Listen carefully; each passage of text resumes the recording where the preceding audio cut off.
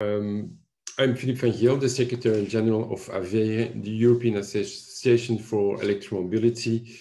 And I want to give a short introduction, a short notice for people who maybe don't know us. Our association is already developed in '78 and has an academic background. So our founders were really looking at that time for finding alternatives on oil products, seeing the oil crisis that has happening in those '70s.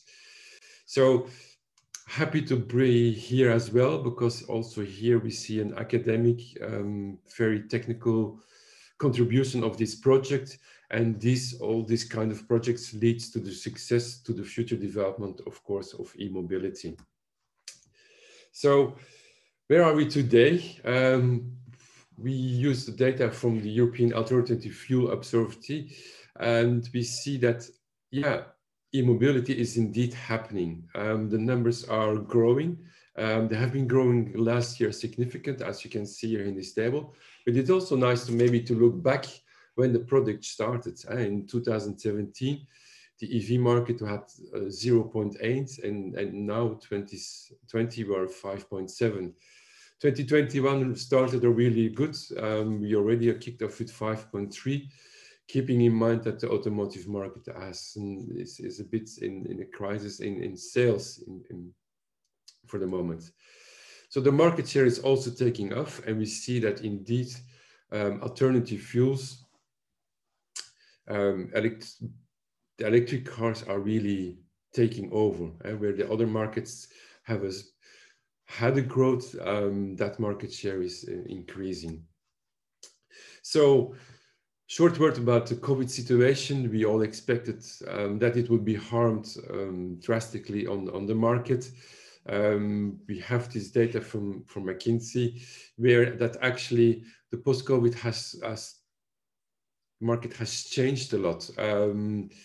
And it depends also about policy, where we had forecasts for the European market with a decrease or a slightly uptake. The uptake will be better. Also, we see that same in China. However, in the US, it went down. Of course, we didn't know the outcome of the elections there.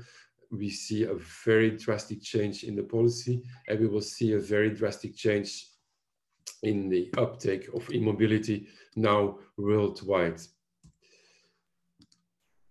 And sorry, it went too fast. So what is really going on? Where we had EVs on the market for many years already, but actually 5 to 10 models only. And now we see, like for this year, 2021, there is a huge launch of cars coming on the market, being present, or will come later on these years. And this growth is continuing. So we are very happy to see that the development, that people will really see a nice offer of EVs in the showroom with the dealerships. So this uptake of EVs has also been driven by regulations, and we really have to keep in mind that. So the current market is regulated driven. New CO2 standards, new coming from the old NEDC, we are now going to dual LTP, and we see that our targets by 37.5% by 2030. Nevertheless, also due to the COVID situation, already initiated by the European Green Deal, many policymakers have understood that a change is necessary and more needed. So this year we expect actually a lot of change in policy development, not only on European level, but also on local level. And it has already kicked off some years ago with the phase out targets. And we see countries, probably this card is already outdated. We see countries setting phase out targets for internal combustion engines. And we need that to achieve our target by 2050. It's not only happening on country level, but it's also happening on regional level, where cities really say, no, you are not welcome anymore with your internal combustion engine in our city or in our region. And this is important. We have to keep in mind that people need to act on this. Nevertheless, as already indicated, initially we had a 37.5% forecast by 2030. The policymakers have understood that this is not sufficient. If we really want to have 100% clean air coming from transport, not polluted by transport anymore, we need to take up faster.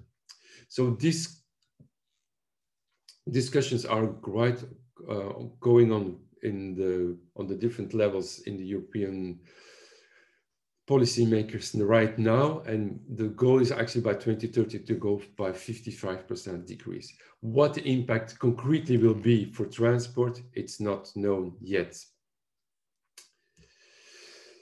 Nevertheless, AVERE has a vision by 2030 how to do this, and we need to act on the climate change. Decarbonization of transport is top priority, and decarbonization transport goes hand in hand with electrification. Electrification is key.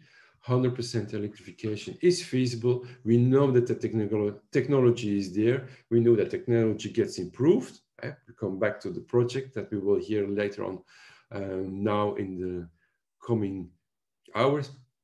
So let's electrify transport now. And it's a classical for me, bringing the correct message, and I'll keep it on repeating. We just have to do it. And we know why we do it. The climate change is happening.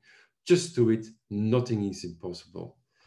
And I really look forward to the outcome of the project. Thank you very much.